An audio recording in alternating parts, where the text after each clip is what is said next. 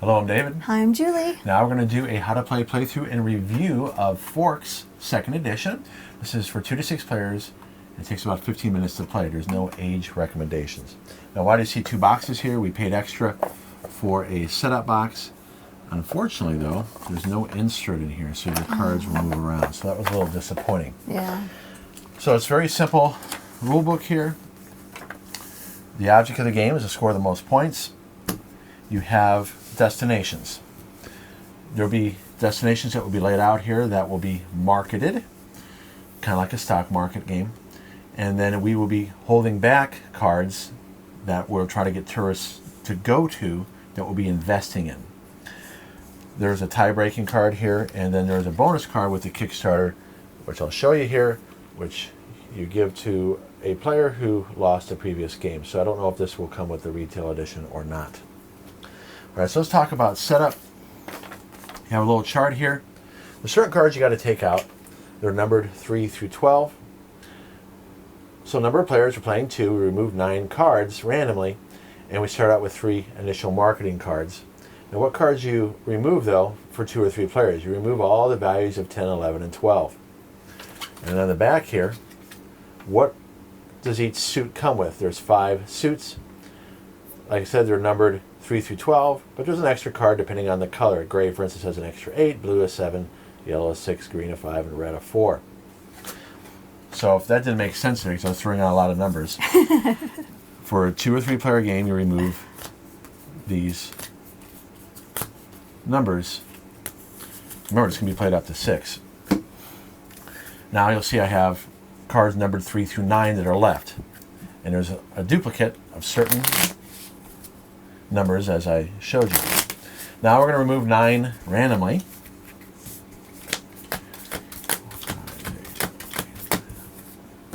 So we have this deck right here. And they do that to prevent counting cards. Now we're going to start the market. So you just flip up 3 cards randomly. And we will be putting them in order based on their summative value. So this is 13 and this is 6. We'll be playing so many rounds, and we'll be adding a card to the market and keeping back 2 cards that we'll be investing in. Why do we have this tiebreaker here? Because only the top 3 colors suits will score. Let's say the perfect situation, red, green, and yellow were the top 3. But if you had any blue or steel, those would not score. In fact, those would be negative points and these would be positive. So if there's a tiebreaker, let's say there's 15 points worth of green and 15 points worth of red, well, red would be green. Let's say there's 15 points of steel and 15 points of yellow, well, steel would be before yellow because yellow beats steel. So between rounds here, we'll be adding a card each, Julie and I, because we're going to start with 3 and we're going to be doing drafting. And at the end of the round, for a 2-player game, we add an additional card. So I'll explain that here in just a second. So we start out with 3 cards. And we'll play the first one open. Here are the 3 I have to choose from. I will be keeping 1, and Julie will be keeping 1. And that will be the destination, what we're investing in. We're going to hope that what we keep back will be positive. And then we're going to pass 2 cards to the other player. We'll keep another one, and then we'll be adding 1 to the marketing. The marketing will determine at the end of the game which 3 suits score positive and which 2 suits score negative. So we're just going to start playing, and it will make sense as we're playing. So we'll play open-handed at first. I'm keeping this, and I'm passing these 2 to Julie. All right, so now I look at the 2 cards that Julie passed me. Here, let's keep this right here on camera, okay? So this is what Julie passed me, and you can always look at what you have. I guess I'll keep this. All right, so this is what I'm adding to the market. And I'm adding this one to the market. Okay, now you would be upside down. Oh, yeah, excuse me. And then we'd all reveal them, because people would be putting these in the center at different times. Okay. Gotcha. All right, so now we reveal. So 6 blue and 3 steel. Now I'm putting these in order by value. Right now, we don't have any green. So green would be the least. So green and steel, if you were to end the game right now, Green and steel would score negative points. So if we were to show what we have, oh gosh, yellow, red, and blue being the highest suits would score positive. Notice I would have negative 14 points because green's not even on the board. Julie would have negative 9 points and positive 4 because yellow scored positive. So she'd have negative 5, would have negative 14. She would win if we were to end right here. Now, because this is a two-player game, we add another card randomly. So now, red is 14. Now, I'll put these in order so you can see the rankings. So now red is worth the most. But again, it's the top 3 suits that will score positive. All right, do we do the next round? Are we showing it again? No, we won't this time. Let's see here. Okay, those are the two. And I'll show what I've kept back between rounds here. Well, you should turn that over, sweetie. Turn over your cards. Oh, I'm sorry, honey. Okay, this is what Julie passed me. And notice I have an option here. You just keep on looking, honey. I'm probably going to want to keep this one back, so that way this goes up in value. And this is what I have kept back so far. So I want that suit to go up in value. Okay, and then we're going to add an additional card at the end of a round in a two-player game. All right, so we're making green shoot up. Yellow is now worth the most. So again, we don't have to do this, but I'm doing this to visualize so you can see what's going on. So yellow is worth the most, red and green, but again, it's the top 3. And these two are the least. Now this can change though. Okay, we do another round.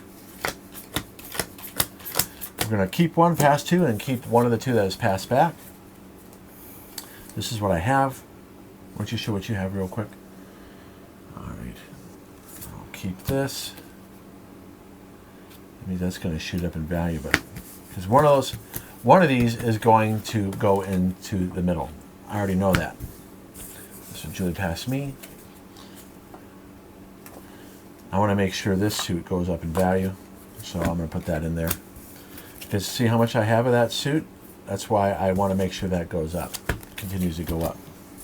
Okay, then we add 1. Okay, green has continued to go up. Steel has gone up. So blue is the least with 9. That's 11, 18, 14. So green now is in second place. How much is that one? That is 20. Okay. Again, if there was a tie, say this is 20 and this is 20, green beats yellow, so this would switch if they were both 20. Okay. All right. So only a little bit of time left here. We have one more card left that will go up randomly. What do I have in my hand? That's what I'm looking too. Okay.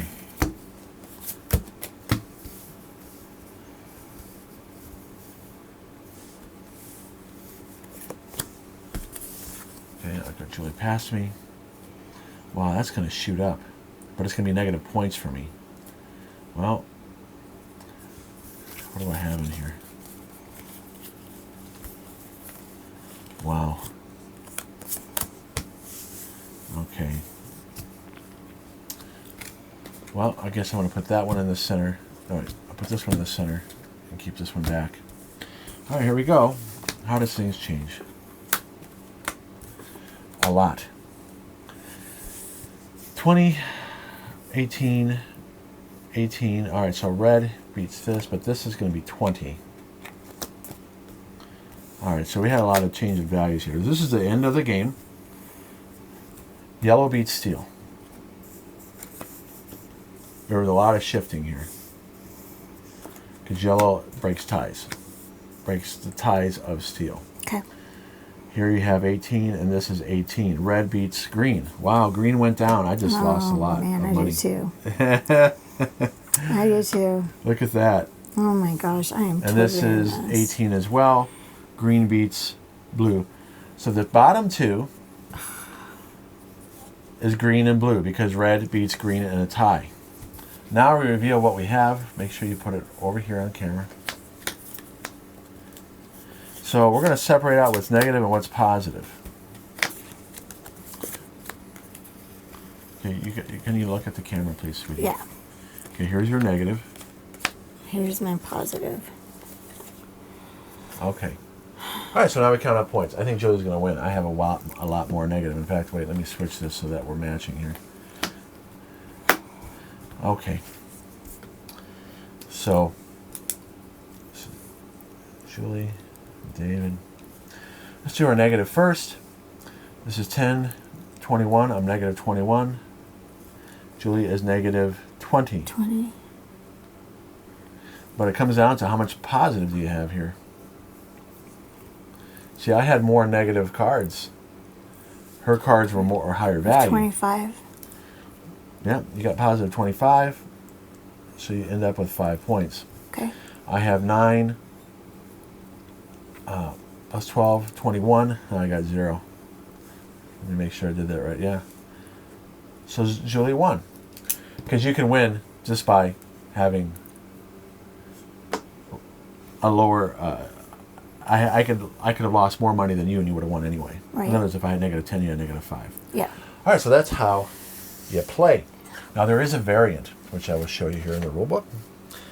And we would normally play with this, but we wanted to show you the proper way first. As an optional advanced rule, players may, with the merge variant, when players are passed 2 cards, they add them to their hand, then play any card from their hand as a marketing card. So what that means is, when a new round starts, you get your 3 cards, you keep 1. You pass the 2, then you get 2 from another player. Of those 2, you basically pick up your whole hand, and you can decide from the hands you've kept before, and of those 2 that you just picked up, which one you want to add to the marketing pool. So it allows you a little bit more control. So that is forks. Now let's take a look at our review now. All right, on the left there. What do you want? What would you like to say? Anything you want about that, and then I will go over all the others. Okay. I think it's a fun game. I think you have to be a little strategic, which is kind of fun. And it's you just think, oh, I'm going to get this, and then you end up losing. Okay. But it's still fun. You still have fun, It's right? still fun.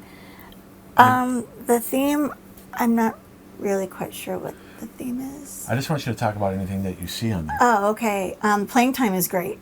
Okay. I love how fast it is. Yeah. And the art's cool. I do like the art. like It's the very art? pretty. Mm-hmm. Okay. Yeah, I just wanted you to pick whatever ones that stood out to you. So it is fun. It is very light. It's a filler game. This is not going to be something that is going to hold gamers' attention that like complex games. The theme works, it's destinations to different places, and you see you have little green acres, Yeah. places you want to visit, but it's all made up. It's not based on any real place. No. The art is nice. The components, they're what you expect. They're average card stock. They're not the best. It's not the worst. They do have a gloss on it. They don't have a linen finish, which would be the cards would last longer if they did. Complexity is fine. Same with the rule book. The rule book, learning the rules is fine. So I went out of order there. So it's easy to teach and play. Playing time is fast, as it should be for a filler. Now, age, it doesn't give an age, but you can play this with, if you have a 6-year-old that can handle taking turns, Yeah. you just have to help them do the math. Yeah. They would know right away that you would want to have higher cards. Right.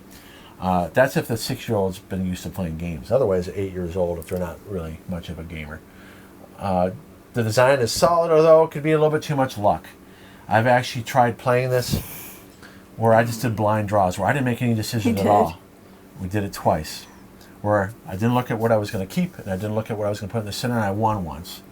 The next time I did it, I lost. So you can win by not making any decisions at all and randomly selecting cards. So that shows you how much luck there is in the game. But it's not so bad of luck that it happens every time. No. Educational merit, will teach Math. basic math. And so we would have done this with our boys when they were younger, Oh, learning yeah. their addition skills. It would have been good for that. So what would you rate this? I would say 7. Usually willing to play. Yeah. Okay. I would say a 6. We'll play if in the mood. There's a lot of filler games that we have. It's worth keeping in the collection for now. Wow.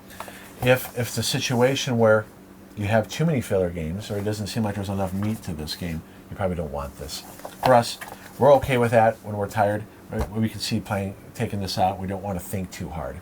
Yeah, and it does help me with my math. I mean, I don't know if a lot of you don't know, but I do have a cognitive disability, and math is something I very much struggle with. So this is really good for my brain. Right. So it's worth keeping, but for those of you who are watching this, you might be like, if it's too light for you, then you might want to take a pass. Yeah. So thanks for watching. Thanks so much, you guys. We hope you had fun, and we'll see you in the next video. All right, bye-bye. Bye.